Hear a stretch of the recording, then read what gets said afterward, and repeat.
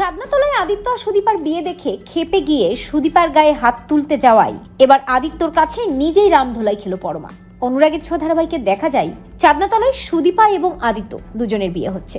বাবাকে দেওয়া কথা রাখতে এবং বাবার স্বপ্ন পূরণ করতে চাঁদনাতলায় কনের সাজে বসে সুদীপা। তবে এই বিয়ে সে মন থেকে মেনে নিতে পারে না। অন্যদিকে আদিত্য এই বিয়ে মন থেকে মানতে পারে না।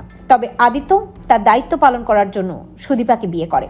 সুদীপাকে বলে, আমি আমার সব দায়িত্ব পালন করব, কিন্তু এর থেকে বেশি কিছু আপনি আমার কাছে আর কখনো আশা করবেন না। সুদীপা স্পষ্ট করে আদিত্যকে বুঝিয়ে দেয় সে আদিত্য থেকে কিছুই আশা রাখে না। সে শুধু তার বাবার স্বপ্ন পূরণ করতে চায়, তার বাবাকে দেওয়া কথা রাখতে চায়, এছাড়া আর কিছুই নয়।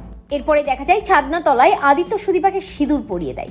সাত পাখি ঘুরে দুজনের গাঁটছড়া বাঁধা পড়ে। তবে সেখানে এসে হাজির হয় পরমা। এমন দৃশ্য দেখে একেবারেই সহ্য করতে পারে না, কারণ পরমা তো ওই আদিত্যকে পাওয়ার জন্যই অভ্রর বউ হয়ে আদিত্যর বাড়িতে ঢুকেছে। পরমা বেশ ক্ষেপে গিয়ে আদিত্যকে বলতে থাকে, আদিত্য, তার মানে তুমি আমাকে এখানে ডেকেছো তোমার বিয়ের নিমন্ত্রণ করার উদ্দেশ্যে? আগেই তো বলতে পারতে যে তুমি এখানে সুদীপাকে বিয়ে করছো। পরমাকে দেখে বেশ অবাক হয়ে যায় আদিত্য। চাঁদনাতলায় আদিত্য বলতে থাকে, পরমা তুমি? সুদীপাও অবাক হয় এবং পরমাকে বলে, তার মানে আপনি পরমা? সিঁদুরদান কমপ্লিট হয়ে যাওয়ায় দুজনেই চাঁদনাতলা থেকে উঠে পড়ে।